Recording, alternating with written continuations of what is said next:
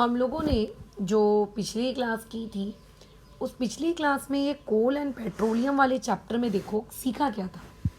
हमने ये देखा था कि किस तरीके से हमारे आजू बाजू जो रिसोर्सेज हैं, जिन्हें हम हमारी डे टू डे लाइफ में यूज़ करते हैं, चाहे ज़िंदा रहने के लिए या चाहे हमारी सुख सुविधाओं के लिए, इन्हें ब्रॉडली दो पार्ट में क्लासिफाई किया गया था।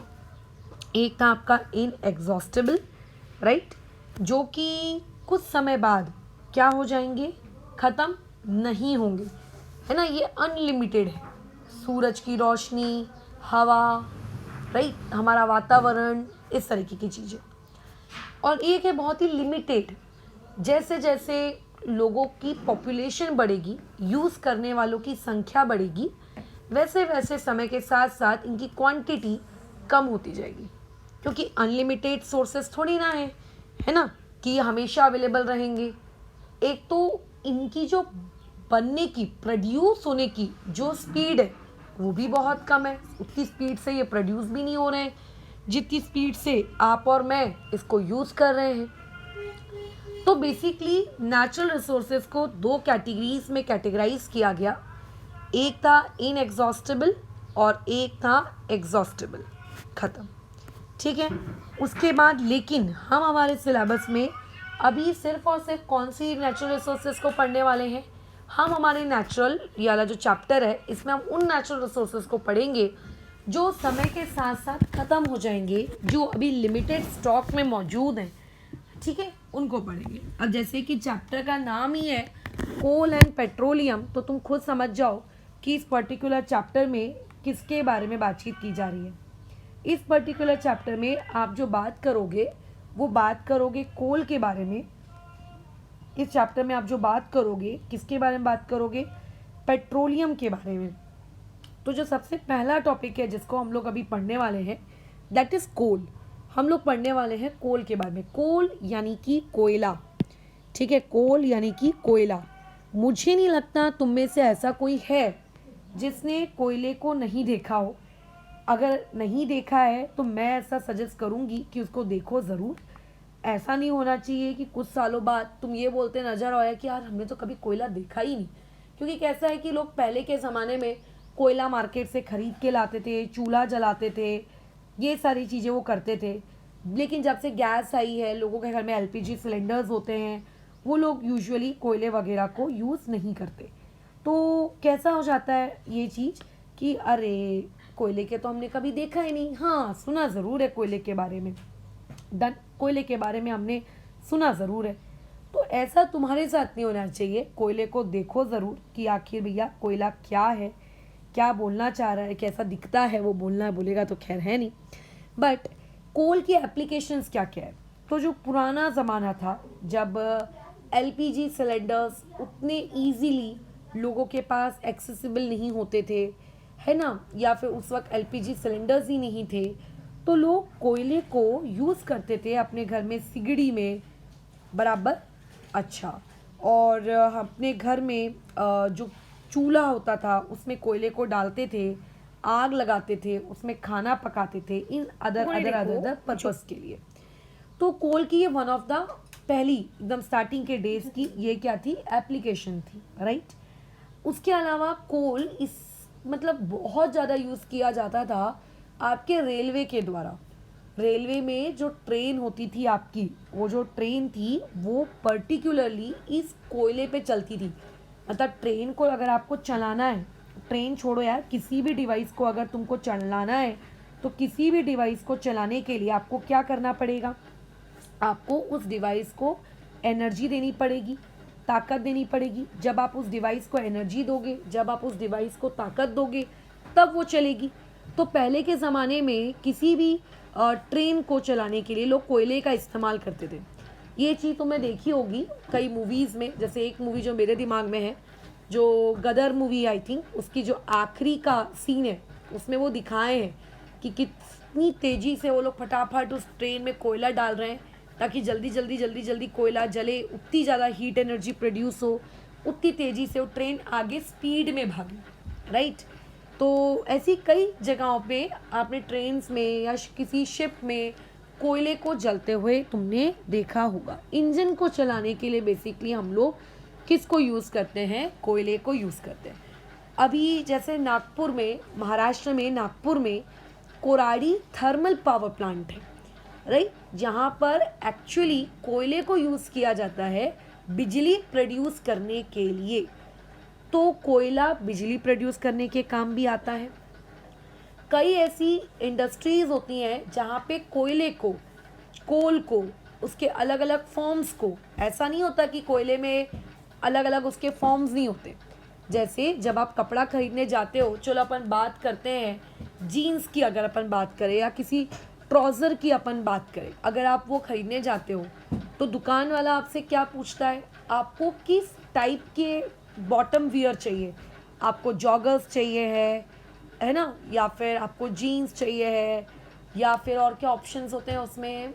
जॉगर्स हो गया, एक और हो गया, और भी एक और, मेरे को नाम याद नहीं आ रहा उसका ठीक है, चिनॉज होते हैं, है ना, राइट, इस तरीके से ऑप्शंस देता है। तो जो कोयला होता है, इस कोयले में ऐसा नहीं कि सारे कोयले एक जैसे होते हैं। अर्थ के अंदर कोयला बनता है, नेचुरली खुद बनता है, फॉसिल से बनता है। तो उसके जो बनने की प्रोसेस होती है कि कोयला कितने सालों से अंदर है, कितना बना है, कितना उसके अंदर डेवलपमेंट हुआ नहीं हुआ, उसके हिसाब से कोयले के भी टाइप्स होते हैं, ठीक है, उसके हिसाब से भी कोयले के टाइप्स होते हैं। तुम्हारी बुक में नहीं दिया है, बट मैं तुम्हें थोड़ा सा जीके फैक्ट यहाँ बता देती हूँ, ठीक है। वो ये होता है कि कोयले के टोटल 4 टाइप्स होते हैं, 4 टाइप्स, ठीक है। पहला होता है आप लोगों का एंथ्रासाइट, ये आपकी बुक में नहीं है, ये एक एक्स्ट्रा जानकारी है जो मैं बता रही हूँ। दूसरा है बिटुमिनस, इसको कहते हैं बिटुमिनस कोल, और एक होता है आप लोगों का सेमी बिटुमिनस कोल, ठीक है। ये जो बिटुमिनस मैंने ऊपर लिखवाया है, इसी के आगे सेमी लगा दो। और एक होता है आप लोगों के पास लिग्नाइट। ये टोटल 4 प्रकार के कोल जो हमारे अर्थ क्रस्ट के अंदर पाए जाते हैं, ये वो हैं। अब इनकी एप्लीकेशंस क्या है? अलग अलग इंडस्ट्रीज़ में, किसी इंडस्ट्री में इनको एज अ प्यूरीफायर यूज़ किया जाता है, किसी इंडस्ट्री में इनको एज अ कैटलिस्ट यूज़ किया जाता है, किसी इंडस्ट्री में इनको किसी रिएजेंट के तौर पे यूज़ किया जाता है, जो कि आप फ्यूचर में जब 11-12 की केमिस्ट्री पढ़ेंगे तब आपको समझ में आएगा। बट इनकी एप्लीकेशन है बहुत सारी, वाइड एप्लीकेशंस।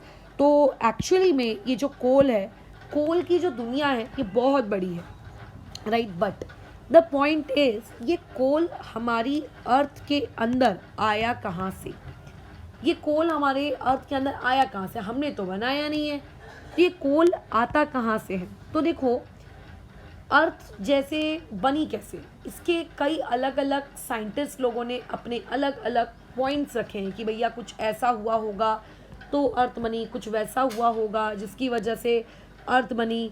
पहले सोचो, हमारी अर्थ में डायनासोर्स हुआ करते थे, है ना, वो डायनासोर्स अब नहीं है, वो डायनासोर कहाँ गए? तो कुछ ऐसा अर्थ में हुआ होगा कि सारे डायनासोर्स हो गए हैं गायब। कुछ ऐसा रहा होगा कि हमारी अर्थ में, ठीक है, जो पहले बहुत सारे समुद्र थे, बहुत सारे छोटे मोटे तालाब थे, बहुत सारे वहाँ पे फॉरेस्ट वगैरह थे, वो सब हो गए हैं अभी बहुत सारे गायब। कहाँ गए ये सारी चीज़ें? तो एक्चुअली में ये सारी चीज़ें हो गई हैं अर्थ के अंदर दफन, दब गई। फिर टाइम के साथ साथ उन लोगों के ऊपर मिट्टी चढ़ती गई, चढ़ती गई, चढ़ती गई, चढ़ती गई, वो और नीचे दबते गए, दबते गए, दबते गए। तो धरती के अंदर जैसे जैसे कोई चीज़ जाती है ना, धरती के नीचे नीचे, तो जितना आप धरती के नीचे जाओगे, ठीक है, जितना आप धरती के नीचे जाओगे, धरती के नीचे जाने पर होता क्या है, टेम्परेचर उतना बढ़ने लगता है, और टेम्परेचर उतना बढ़ने के साथ साथ प्रेशर भी बढ़ने लगता है जितना आप धरती के नीचे नीचे नीचे नीचे जाओगे। तो ये जो जितने भी पेड़ थे, डायनासोर थे, कोई दूसरे लिविंग ऑर्गेनिजम्स थे, ये मर गए, धरती के नीचे दब गए। तो ये काफ़ी ज़्यादा टेम्परेचर और काफ़ी ज़्यादा प्रेशर में थे, और धीरे धीरे ये सड़ने लगे, डिकम्पोज होने लगे, और धीरे धीरे इन्हीं की डेड बॉडीज़ कोल में कन्वर्ट होने लगी। तो होता क्या है कि हमारी जो बॉडी है, मेरी जो बॉडी है, तुम्हारी जो बॉडी है, कुत्ते की जो बॉडी है, गाय की जो बॉडी है, हम सारे लिविंग ऑर्गेनिजम्स की बॉडी बनी हुई होती है, किससे? कार्बन से। हम सब लिविंग ऑर्गेनिजम्स की बॉडी किससे बनी हुई होती है? कार्बन से बनी हुई होती है। जब हम मर जाते हैं, हम किसी अदर फॉर्म में कन्वर्ट हो जाते हैं, लेट्स से हम कोल के फॉर्म में कन्वर्ट हो गए, तो हमारी बॉडी का सारा कार्बन कोल के अंदर चला जाएगा। ठीक है, एक बात हमेशा याद रखना, एक बहुत ही फेमस ही स्टेटमेंट है, energy can neither be created nor be destroyed, it can be converted from one form to another. आप ना तो एनर्जी को क्रिएट कर सकते हो, ना आप डिस्ट्रॉय कर सकते हो, आप उसको सिर्फ एक फॉर्म से दूसरे फॉर्म में कन्वर्ट कर सकते हो। तो वही हो रहा है, मेरी जब तक मैं जिंदा हूँ, मेरी बॉडी का कार्बन मेरे पास है, जब मैं मर गई तो मेरी बॉडी का कार्बन डिकम्पोज होके मिट्टी में मिल जाएगा, या फिर अगर कन्वर्ट हो पाया तो कोल बन जाएगा। फिर उसी कार्बन, उसी कोल को हम यूज़ करेंगे अलग अलग पर्पसेस के लिए, बिजली बनाने के लिए, ये करने के लिए, वो करने के लिए। अब जैसे इसमें एक और लोगों का डाउट आता है कि मैडम ऐसे कई रिलीजन है जहाँ पे मरने के बाद इंसान की बॉडी दफन की जाती है, जलाई नहीं जाती। हिंदुओं में यूजुअली बॉडियों को जला दिया जाता है, ऐसे कई रिलीजन है जिनमें जलाया नहीं जाता, दफन किया जाता। This is best. मैं ये नहीं कह रही हूँ कि हिंदू रिलीजन में जलाना अगेंस्ट है, बट नेचर के लिए ये चीज़ मेरे हिसाब से बेस्ट है, क्योंकि हमारी बॉडी के अंदर जितने भी न्यूट्रिएंट्स होते हैं, हमारी बॉडी के अंदर जो भी कार्बन होता है, जब हम जला देते हैं तो ये क्या होता है, पूरा का पूरा वापस से हवा में चला जाता है, धरती को कुछ नहीं मिलता। लेकिन अगर हम हमारी बॉडी को बरी डाउन करते हैं तो होता ये है कि हमारी बॉडी के अंदर के जो भी कार्बन है, जो भी हमारी बॉडी के अंदर न्यूट्रिएंट है, ये हमारी मिट्टी को वापस से मिल जाता है। ठीक है, मतलब मिट्टी से बने और वापस मिट्टी में ही चले गए। तो खैर, वो अलग अलग रिलीजियस थिंग्स हैं, वो लोग अपने आप में सॉर्ट आउट करें, हम उसमें नहीं जाते हैं। तो कई रिलीजन में बरीड आउट करते हैं, तो उनका ये डाउट आता है कि मैडम अगर हमने किसी एक बॉडी को बरी किया तो वो बॉडी कोल में क्यों कन्वर्ट नहीं हुई? क्योंकि आपके अकॉर्डिंग तो किसी भी बॉडी को जब धरती में मतलब बरीड आउट किया जाता है तब तो वो कोल में बन जानी चाहिए।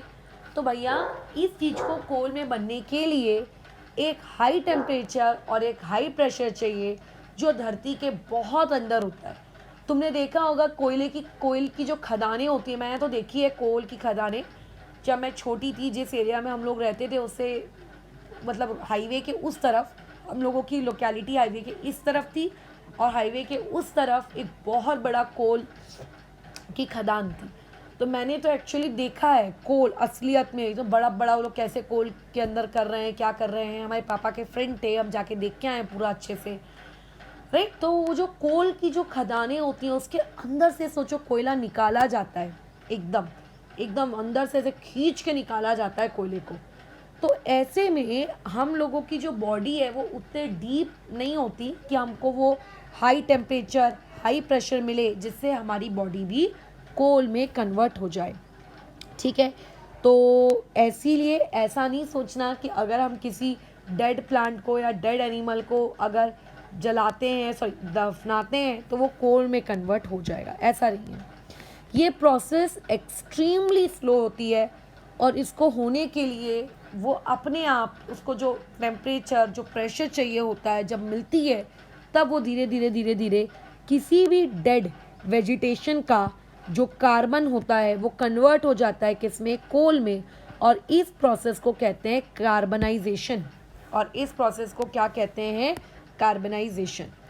तो ये चीज़ बनी कैसे? ये चीज़ बनी किसी डेड प्लांट या किसी डेड एनिमल की बॉडी की वजह से, है ना। तो जो भी चीज़ें एक डेड प्लांट की वजह से बनती हैं या किसी डेड एनिमल की वजह से बनती हैं, किसी भी डेड वगैरह की वजह से जब कुछ भी नया फॉर्म होता है, जब कुछ भी नया फॉर्म होता है किसी डेड की वजह से, तो उसे कहा जाता है फॉसिल फ्यूल।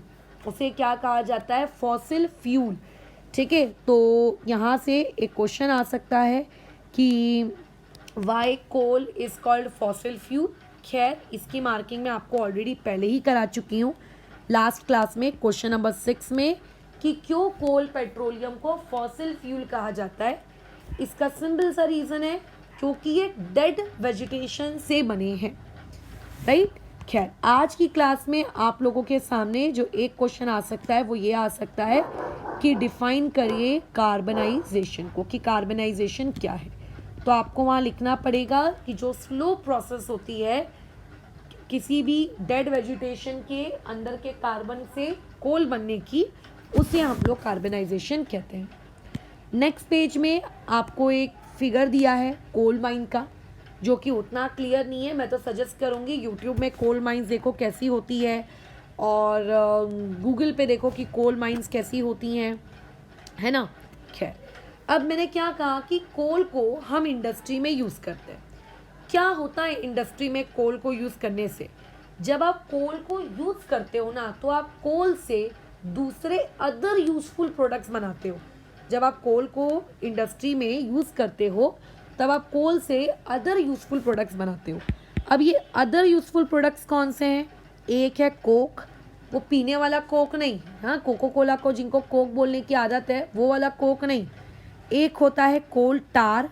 कोल टार मतलब डामर, डामर की रोड बनती है ना, बराबर, ये जानते हो। खैर, वही कोसे के हम लोग कहते हैं कोल टार। तो कोल टार डामर सोचो कोयले से बनता है। कैसे बनता है, it's not a part of your syllabus, ठीक है।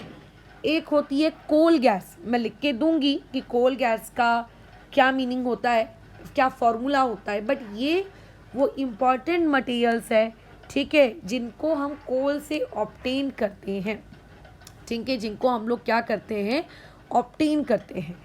तो ये सारी चीज़ें आप कहाँ से निकालते हो? आप ये सारी चीज़ें कोल से निकालते हो, राइट। अच्छा मैडम, ये कोक क्या होता है? देखो, कोक का मैं आपको मतलब समझाती हूँ। जब आपके पास एक कोयला होता है, जब आप उस कोयले को जलाते हो, उस कोयले में कार्बन तो रहता ही रहता है, क्योंकि कोयला मंजे कार्बन, ठीक है।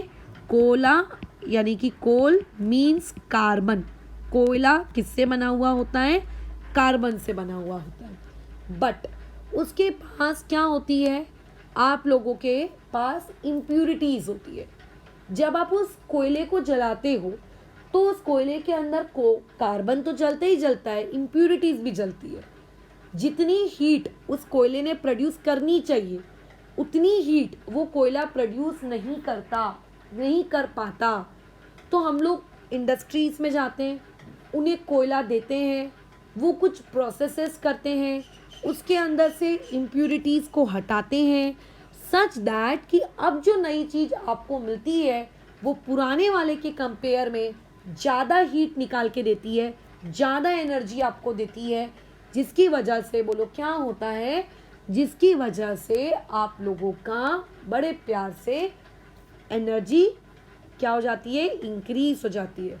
तो उसको हम लोग क्या कहते हैं? कोक कहते हैं, ठीक है। उसको हम लोग क्या कहते हैं? कोक कहते हैं, राइट। खैर, तो इस बारे में तो हम लोग बात नहीं करते हैं, लेकिन जो कोयला होता है वो कोयला अलग चीज़ है, कोक अलग चीज़ है, ठीक है। अच्छा, तो व्हाट आर, यहाँ से क्वेश्चन क्रिएट किया जा सकता है कि what are the products of coal, कि जो कोल होता है, ठीक है, वो उस कोल के प्रोडक्ट्स क्या हैं। तो आपको पता होना चाहिए coke, coal tar and coal gas. और जैसा कि मैंने अभी बताया कि जब आप कोयले को जलाओगे तो ऑब्वियस है कि एनर्जी रिलीज होगी, हीट प्रोड्यूस होगी। बट जब आप किसी कोयले को जलाते हो, देखो अभी आप 9th क्लास में आओगे, आप केमिस्ट्री नामक एक सब्जेक्ट पढ़ोगे, तो वहाँ आप रिएक्शंस पढ़ोगे, तो थोड़ा थोड़ा सा तुम्हारे अंदर, अभी मैं उसका इंजेक्शन देना शुरू करती हूँ कि कैसे लिखी जाती है केमिस्ट्री। तो जो कोल वगैरह होता है, इसको जब आप हीट अप करते हो, ये हीट का सिंबल होता है, जब आप उसको जलाते हो तो उसके अंदर क्या होता है, उसका जो भी कार्बन है वो जल जाता है, और जो भी उसके अंदर का कार्बन है वो जल के कन्वर्ट हो जाता है CO2 गैस में प्लस हीट में। मतलब हीट तो मिलती ही मिलती है, साथ ही साथ में CO2 गैस मिलती है, ठीक है। खैर, तो इस पर्टिकुलर पॉइंट से आपको एक क्वेश्चन फ्रेम करके पूछा जा सकता है कि what will happen if coal is burned. What will happen, क्या होगा अगर आप कोल को जलाओगे, इफ कोल इज बर्न्ड। तो ये आपको पता होना चाहिए। यहाँ से MCQ पूछा जा सकता है कि अगर आप कोल को जलाओगे तो कौन सी गैस रिलीज आउट होगी? तो आपको जवाब आना चाहिए कि कार्बन डाइऑक्साइड गैस रिलीज होगी। उसके अलावा जैसा कि मैंने अभी तुम्हें बताया, ठीक है, कि कोल के प्रोडक्ट्स होते हैं कोक, कोल गैस, कोल टार। तो नीचे उनका छोटा छोटा सा एक्सप्लेनेशन दिया है, चलो जो मैं बता देती हूँ तुमको कि क्या वो कहना चाह रहा है। कोक के बारे में जैसे शॉर्ट नोट उसने दिया है कि कोयला बहुत ही नाजुक होता है, थोड़ा सा प्रेशर अप्लाई करोगे टूट जाता है, बट कोक टफ होता है, पोरस होता है, काला कलर का सब्सटेंस है। और मैंने क्या कहा, जो आप कोयला लेते हो, कोयला उसमें इम्प्यूरिटीज़ होती हैं, लेकिन अगर आप उसकी इम्प्यूरिटीज़ हटा दो तो वो क्या हो जाता है, प्योर हो जाता है। और इसी प्योर फॉर्म ऑफ कार्बन, इसी प्योर फॉर्म ऑफ कार्बन को हम लोग क्या कहते हैं, कोक कहते हैं। ठीक है, इसे हम लोग कोक कहते हैं। तो यहाँ से आपको क्वेश्चन ये पूछा जा सकता है, डिफाइन कोक। ठीक है, अगर डिफाइन कोक पूछा गया तब आप उसका आंसर कैसे लिखोगे? सुनो, मैं लिख के नहीं दे रही हूँ, मैं डिक्टेट कर रही हूँ, आपको लिखना है खुद वहाँ पर।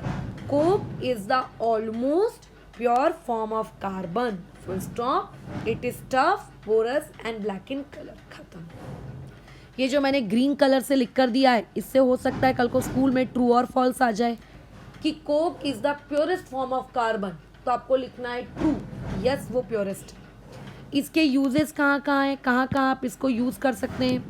इसको यूज़ किया जाता है स्टील इंडस्ट्री में, तो आपको पूछ लेगा application question, uses of Coke. ठीक है, फिर तो यूजेस ऑफ कोक अगर आया तो यहाँ से लेके यहाँ तक ये आपका आंसर होगा। फिर नीचे बोला गया है कोल टार के बारे में। कोल टार का मतलब होता है डांबर, जिससे रोडें बनाई जाती हैं, उसे कहते हैं हम लोग कोल टार। अगेन काला कलर का होता है, गंदी गंदी सी स्मेल आती है। देखना जब भी कहीं रोड डल रही होती है, डांबर का यूज़ होता है तो गंदी गंदी सी स्मेल आती है। थोड़ा मोटा मोटा सा लिक्विड होता है, उसको गर्म किया जाता है, फिर रोडों पे फैलाया जाता है, राइट। अच्छा, और एक जी के फैक्ट है कि कोल टार में सिर्फ कार्बन नहीं होता, इसमें अलग अलग प्रकार के 200 सब्सटेंसेस होते हैं। ठीक है, खैर आगे इसमें बोला गया है कि इसके यूजेस क्या क्या हैं। तो देखो यूजेस लिखे हैं, डाइज बनाने के काम आता है, डाइज मतलब कलर्स। ठीक है, ड्रग्स बनाने के काम आता है, एक्सप्लोसिव्स बनाने के काम आता है, परफ्यूम्स में आता है, plastic, paint, photographic materials, roofing material etcetera, है ना। और एक और सबसे इम्पोर्टेंट चीज़ है, महाराष्ट्र में देखो एक होती है नैप्थेलिन बॉल्स, गोल गोल गोल गोल आती है वाइट कलर की, हम कपड़ों में रखते हैं, ड्रॉर्स में रखते हैं, याद है। इसको महाराष्ट्र में लोग डांबर गोली बोलते हैं। क्यों बोलते हैं? इसी रीज़न की वजह से, because it is made up of coal tar. ठीक है, नैप्थेलिन बॉल्स, ये नैप्थेलिन बॉल्स भी क्या है, आपके कोल टार का ही एक एप्लीकेशन है। ठीक है, तो यहाँ पे क्वेश्चन आ जाएगा यूजेस ऑफ कोल टार, की कोल टार की क्या यूजेस है। ठीक है, बराबर, ओके। अब यहाँ पे एक छोटा सा आपको जीके फैक्ट दिया हुआ है। वो जीके फैक्ट कुछ इस प्रकार से है कि आज के दिनों में लोगों ने डांबर को हटा दिया है और डांबर के बदले में बिट्यूमिन इसको यूज़ किया जाता है। खैर ये जीके फैक्ट है, आप याद रखिए। उसके अलावा एक तीसरा इंफॉर्मेशन है कोल गैस। तो देखो मैंने क्या कहा कि कोल जो होता है उसमें इम्प्यूरिटीज़ होती हैं, जब आप उसकी इम्प्यूरिटीज़ हटा देते हो वो कोक में कन्वर्ट हो जाता है ना। कोल के अंदर से अगर आप इम्प्यूरिटीज़ हटा दो तो वो किस में कन्वर्ट हो जाता है, कोक में। इस प्रोसेस के दौरान क्या होता है, कुछ गैसेस बाहर निकलती हैं, that gases is basically known as coal gas. उस गैसेस को हम लोग क्या कहते हैं, कोल गैस। जब तुम बड़े हो जाओगे तब तुम्हें पता चलेगा कोल गैस का मतलब होता है hydrogen gas, methane gas plus carbon monoxide. ठीक है, मैं लिख कर देती हूँ कि CO मतलब होता है कार्बन मोनोऑक्साइड। ठीक है, CH4 मतलब होता है मीथेन और H2 मतलब होता है हाइड्रोजन। इन तीन गैसेस के मिक्सचर को हम लोग कहते हैं कोल गैस। कब प्रोड्यूस होती है, जब आप कोल को कन्वर्ट करते हो किस में, कोक में। तो यहाँ एक क्वेश्चन आपसे पूछा जा सकता है, how will you obtain coal gas. यहाँ से क्वेश्चन बनेगा, how will you obtain coal gas, आप किस तरीके से कोल गैस बनाओगे। तो आपको सिंपल लिखना है, जब हम कोल को कन्वर्ट करते हैं कोल में, उस दौरान जो गैसेस निकलती हैं दैट इज कोल गैस।